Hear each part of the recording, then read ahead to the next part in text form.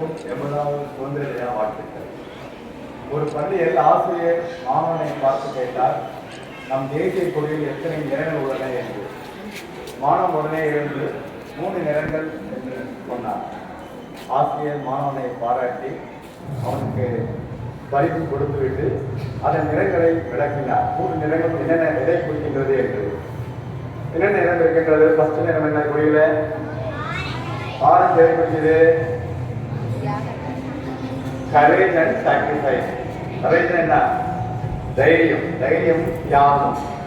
அடுத்தது என்ன colour? white. அதே குறிக்கிறது peace and truth. peace and அமைதி, உண்மை. அடுத்தது என்னது? green, பச்சை. அதே குறிக்கிறது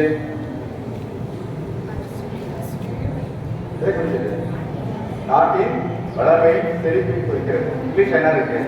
fertility and prosperity. அப்புறம் வேற என்ன இருக்கு கொடியில? அசோக சக்கரா அல்லது தர்ம சக்கரா. அதுல என்ன இருக்கு? 24 spokes, 24 ஆரங்கள் இருக்கிறது. அது எதை குறிக்கிறது? 24 மணி நேரத்தை குறிக்கிறது. 24 மணி நேரமும் நாம் தேசப்பற்றுள்ள இருக்க வேண்டும் என்பதை அந்த அசோக சக்கரா குறிக்கிறது.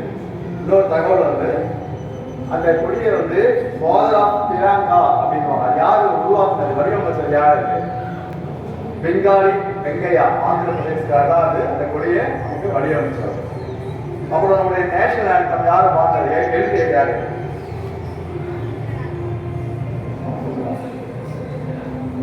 பிள்ளைங்க யாரு? ரவீந்திரநாத் தாகூர். அது முதல்ல எங்க இது பண்ணாரு? 1911 கல்கட்டாவில் இந்த பாட்டை பாடின ஜனகணமன. ஓகேவா? வேற என்ன? ஒரு சின்ன கதை. ஒரு சிறிய கிராமத்தில் அருண் என்ற சிறுவன் ஒருவன் இருந்தார். ஆசிரியர் அவனை பார்த்து, நீ பெரியவனாக என்ன ஆக போற அப்படின்னு சொல்லி கேட்டாங்க. அதுக்கு முன்னாடி என்ன பண்ணாங்க? நம்ம சொல்ல அவசர கொடுக்க என்ன பண்ணாங்க? நான் டாக்டர் ஆக போறேன், நான் இன்ஜினியர் ஆக போறேன், போலீஸ் ஆக போறேன், விஞ்ஞானி ஆக போறேன் அப்படின்னா.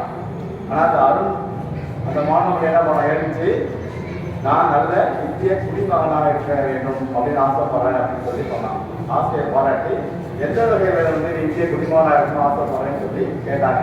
அதுக்கு என்ன சொன்னா, நான் நாட்டை சுத்தமாக வைத்திருப்பேன், மரங்களை வளர்ப்பேன், யாரையும் தாழ்வாக நினைக்க மாட்டேன், பொய் சொல்ல மாட்டேன், நன்றாக படிப்பேன், என் நாட்டை நேசிப்பேன் என்றான். ஆசிரியர் மகிழ்ச்சியுடன் எல்லா உண்மையான தேசப்பட்டு சொன்னாரு. நம்ம எத்தனை பேர் இதெல்லாம் செஞ்சுட்டு இருக்கோம்? கை தூக்க பார்ப்போம். நம்ம ஸ்கூலை யார் சுத்தமா வச்சுக்கிறா? நாட்டை வேண்டாம், நம்ம ஸ்கூலை யார் சுத்தமா வச்சுக்கிறா? வீட்டை யார் சுத்தமா வச்சுக்கிறீங்க? வீட்டை செடிதான் தண்ணி விடுறியா? சின்ன சின்ன காரியங்கள்லாம் போய் சொல்றீங்களா?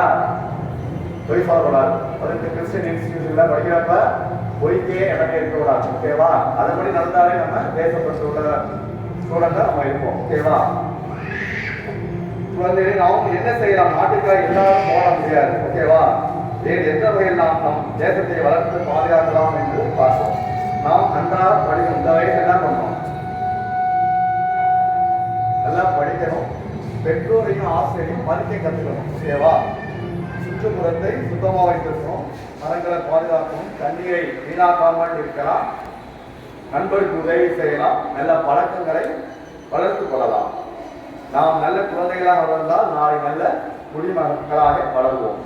நம் முன்னோர்கள் நமக்கு சுதந்திரத்தை பெற்று தந்தார்கள். அந்த சுதந்திரத்தை பாதுகாப்பது நம் பொறுப்பு. மாணவ செல்வங்களை இப்போது நான் சொல்வதை சொல்லுங்கள், உறுதிமொழியாக இருப்போம். நான் என் நாட்டை நேசிப்பேன், நான் இந்தியாவை சுத்தமாக வைத்திருப்பேன், நான் நன்றாக படிப்பேன், நான் நல்ல குடிமகனாக வருவேன். இறுதியாக சுதந்திரம் நம் உரிமை, அதை காப்பது நம் கடமை. வந்தே மாதரம் அப்படின்னா என்ன? பாரத மாதாவுக்கு வணக்கம். ஓகேவா? அது ஜெய் ஹிந்த் அப்படின்னா இந்தியாவிற்கு வெற்றி, ஜெய் பாரத் அப்படின்னா இந்தியாவிற்கு புகழ் சேர்க்கும். நன்றி, வணக்கம்.